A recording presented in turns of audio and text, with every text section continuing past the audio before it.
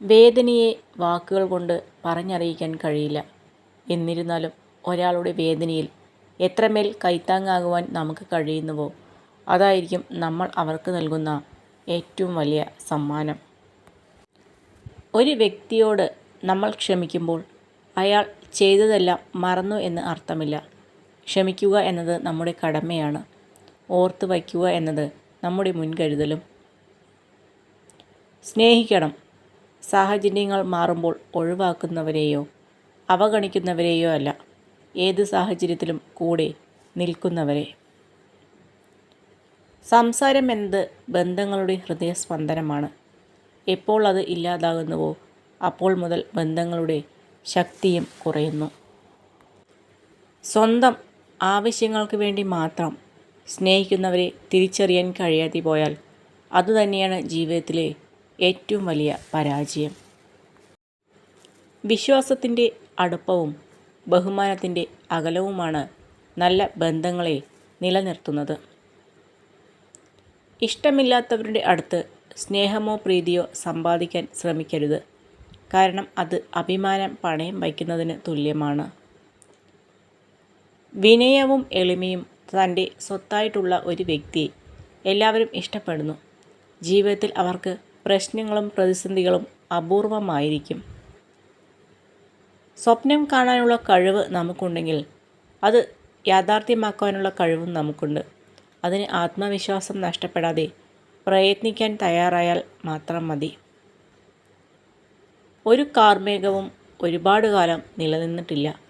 ഒന്നുകിൽ പെയ്തൊഴിയും, അല്ലെങ്കിൽ സ്വയം ഇല്ലാതാവും. നമ്മുടെ പ്രശ്നങ്ങളുടെ കാലാവധിയും ഇത്രയേ ഉള്ളൂ. നമ്മുടെ ജീവിതത്തിൽ നമ്മളോട് ചെയ്യുന്ന ഏറ്റവും വലിയ തെറ്റ് നമ്മളെ മനസ്സിലാക്കാൻ കഴിയാത്ത ആളുകൾക്ക് വേണ്ടി നമ്മുടെ സ്നേഹം, കണ്ണുനീർ, സമയം എന്നിവ ചിലവഴിക്കുന്നു എന്നുള്ളതാണ്. ജീവിതം നീണ്ടു നിവർന്നു കിടക്കുന്നു എന്ന് കരുതുന്നത് വലിയ മണ്ടത്തരമാണ്. ഇപ്പോഴത്തെ നിമിഷം മാത്രമാണ് നമ്മുടെ ജീവിതം. മറ്റുള്ളവർ തങ്ങളുടെ പ്രശ്നങ്ങളെക്കുറിച്ച് കണക്കെടുപ്പ് നടത്തുമ്പോഴും തനിക്ക് ലഭിച്ച സൗഭാഗ്യത്തെ ഓർമ്മിക്കാൻ കഴിയുന്നതാണ് സന്തോഷത്തിൻ്റെ രഹസ്യം. ഭയപ്പെടാൻ തുടങ്ങിയാൽ ഭയപ്പെടുത്താനും ആളുകൾ ഉണ്ടാവും. പിന്തിരിഞ്ഞോടാൻ തീരുമാനിച്ചാൽ ജീവിതകാലം മുഴുവൻ പിന്തിരിഞ്ഞോടേണ്ടി വരും. ഏത് സാഹചര്യത്തിലും മുന്നോട്ടു പോകാൻ തയ്യാറാവുക.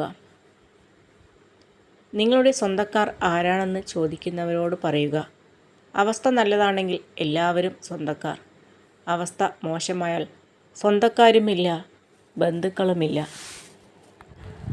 ഇടുങ്ങിയ ചിന്താഗതിയിൽ സ്വന്തം സ്വപ്നങ്ങളെ തളച്ചിടാതെ ചിറകുകൾ വിടർത്തി പറക്കുക. പുതിയ ആകാശങ്ങൾ നിങ്ങൾക്കായി തുറക്കപ്പെടും. മറ്റുള്ളവരുടെ തെറ്റിൽ നിന്നും പാഠങ്ങൾ പഠിക്കുക. അത് നിങ്ങളുടെ വഴികൾ നേരെയാക്കാൻ സഹായിക്കും. ഓരോ ചെറിയ അവസരത്തിനായും തിരയുക. പരാജിതർ എല്ലാ കാര്യത്തിലും ബുദ്ധിമുട്ട് കണ്ടെത്തുന്നു. എന്നാൽ ഒരു വിജയി എല്ലാ പ്രതികൂല സാഹചര്യങ്ങളിലും അവസരം കണ്ടെത്തുന്നു. നിങ്ങൾ തുടക്കത്തിൽ പരാജയപ്പെടും, ഇടയ്ക്കിടെ പരാജയപ്പെടും. പരാജയത്തോടെ മുന്നേറുക. അന്തിമ വിജയം തോൽവിയിൽ മനംനൊന്ത് പിന്മാറാത്തവർക്ക് വേണ്ടി മാത്രം ഉള്ളതാണ്. നിങ്ങൾ ഓരോ പ്രവൃത്തി ചെയ്യുമ്പോഴും പൂർണ്ണമായും വിശാലമായും ചെയ്യുക. പ്രവൃത്തികൾ ഭാഗികവും പൂർണ്ണ ശ്രദ്ധയില്ലാതെയും ചെയ്യുന്നതുകൊണ്ടാണ് ചിന്തകൾ ഭൂതകാലത്തിൽ കുടുങ്ങിക്കിടക്കുന്നത്.